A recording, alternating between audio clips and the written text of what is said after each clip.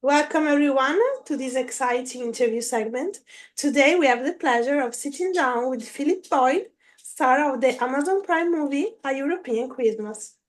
Join us as we delve into Philip's insights into his character and the challenges of filming this movie. Thank you for being here with us, Philip. Yeah, it's my pleasure. Thank you for having me. My pleasure. So, can you tell us a little bit about your character in Don't Let Him Find You? Oh, we're switching gears here to Don't Let Him Yeah, Find You. yeah, another movie. It premieres this month too. Yeah, that comes out, I think, on the 29th of Yeah, November. yeah, yeah. Don't Let Him Find You. I had worked with Ken Sanders production before, and he had asked me if I would come do this film. And a lot of times, like as your viewers probably know, I play a lot of bad guys. Yeah, yeah. And this was a change up. And actually in the Christmas movie that we just talked about, I play a good guy there too. I wasn't a Scrooge in that, really. Yeah, I came yeah. around at the end. But Don't Let Him Find You. I play a husband who, wants to take care of his family. And when things start happening with his wife that he doesn't really know about, he supports his wife, but it's kind of like, what the heck's going on? Yeah. So it's this journey of having to trust his wife to do the right thing and to tell him when she's ready.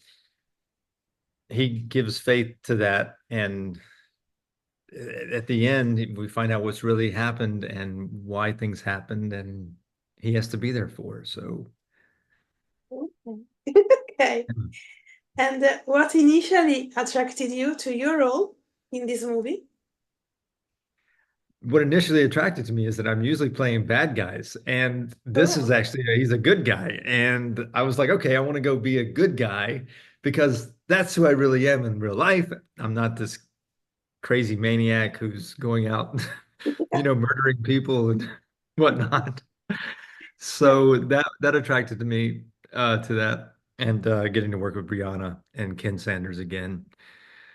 It That's was great, and amazing. Christine, the director, she was really, really good. I'm looking forward to hopefully working with her again at some point in the future. Let's hope. And Yeah. what do you think makes this movie special and captivating? And what do you hope audiences will take away from watching it? So this movie was a little bit different in the fact that it was a long script. There was a lot to do. There was a lot of dialogue in this. There's a lot of mystery as to who's doing what.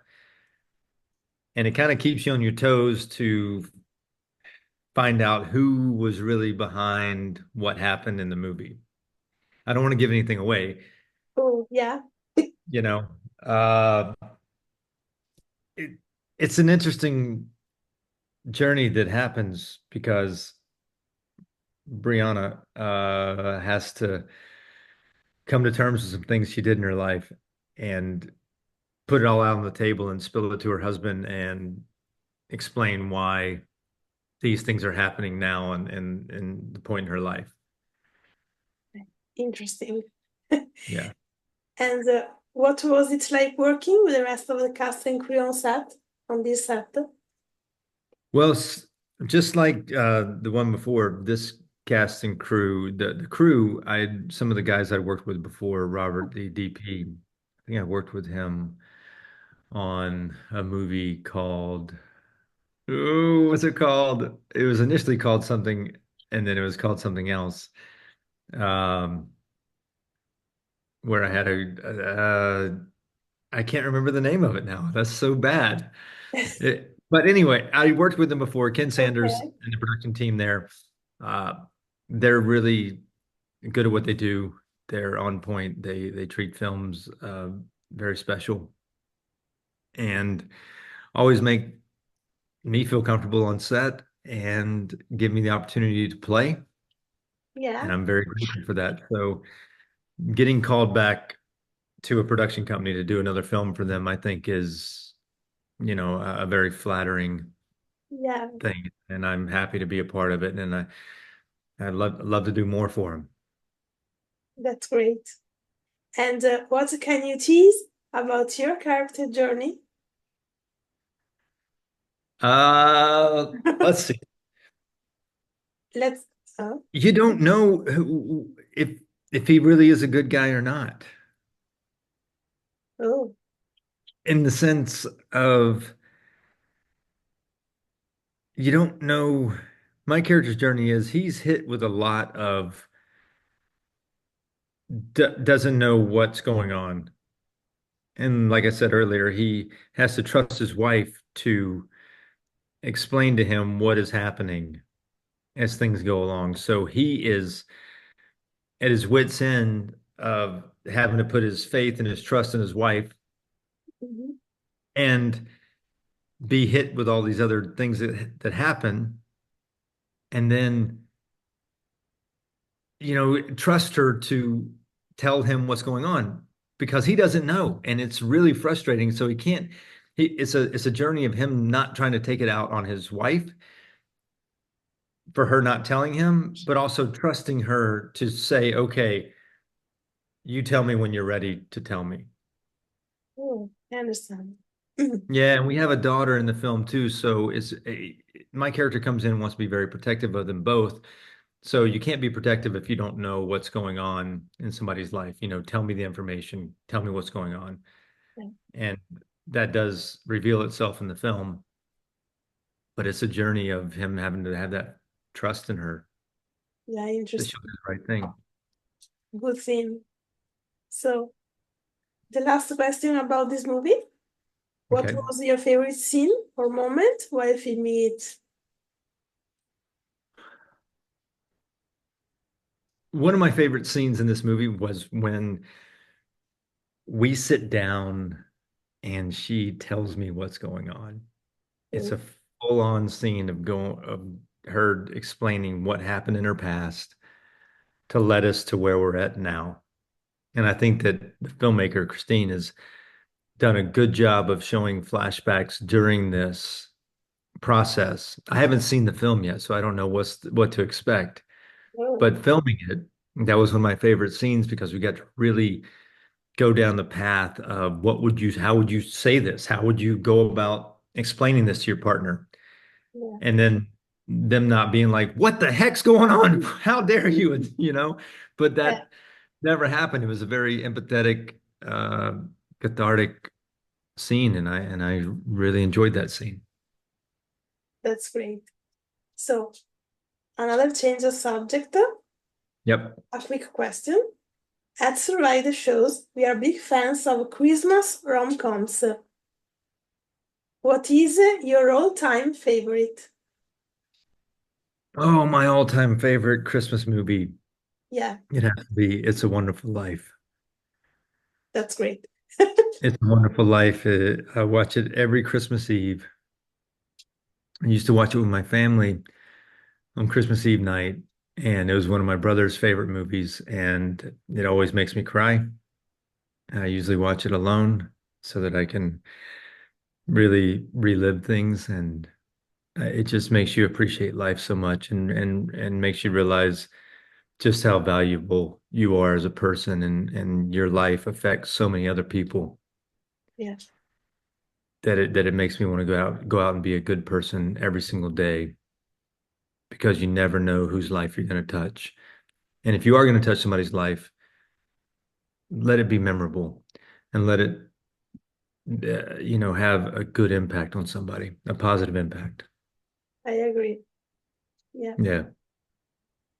And the last question, can you tease something about your next projects? Ooh, well, I've been a busy boy, and I just got through directing a movie, Oh, co-directing a movie in Columbus, Ohio. And although we're not really up on IMDb yet, and I think our publicist is wanting us to hold off on announcing it, so I don't want to give that away just yet. But that's a thriller movie that will be coming out sometime next year, I believe. that's And oh, and I also have a TV show streaming on a network called Great American Family Pure Flix. It's called Shadrach, Oh, and there's 6 episodes of that out. And it's a cute little family show set in the South, and it's really a special project. I have 2 kids on the show, and they would light up my life every time I would step on set. It made me feel like I would be in their dad on set because I was playing their dad. yeah. And I really hope that people get a chance to watch that show because it's a very, very special show. Tell me more about that, about this show. About Shadrach, Yeah. Shadrach was a show that Sean McNamara directed, and Elizabeth Blake Thomas, she directed one, and David Brookwell. And it's about a family that lives in the city. I have a business. My business partner gambled our money away in our business, and we had to make a decision I couldn't stay in the city anymore because I couldn't afford it. So my wife, we moved in on her in-laws' property Oh, on a farm, and they had a guest house, and we got to live there. But our kids went from living in the city to where everything's hustle bustle, computers, all this, yeah. to moving into a farm where it's not all about social media, it's not all about playing games, it's about actually getting out and living in the world. And so my daughter on the show, Livy and Kale, they go off on these adventures, and a horse, so the next door neighbor's property, follows my daughter back to our house, and they form a bond. And it's a thing where the horse just keeps coming back. So my father-in-law goes and barters for the horse and gets the horse for my daughter. And then the real adventures begin because she has this now responsibility to take care of the horse. So she has chores, and it teaches her things about the responsibility and taking care of things. And it just so many things in life, like, things that you go through, and how to raise your kids in this sort of atmosphere. And then also my character wants to get another job and provide for them the life that he once did. So he wrestles with that, seeing that his kids now have taken a liking to the country life and want to explore that more. And then my side of the story is that I want to make money and provide for my family. So I want to go back to the city and start another job. And that's how the season kind of ends. We don't know what's going to happen. Oh, that's great. That's Yeah. amazing. That's amazing. And I I suggest all our followers to watch it because from the synopsis and your telling, it's a very good. Oh, good. Great. So this is it. Make sure all Okay. of you to coach a European Christmas on Amazon Prime Video and Yep. the show Shad Lake, right? on Shadrach. show and Great American Pure Flix. And thank you, Philip, to join us today. You're very welcome. Thank you for having me again. It's a pleasure. And thank you Okay. all for watching. Bye. Bye.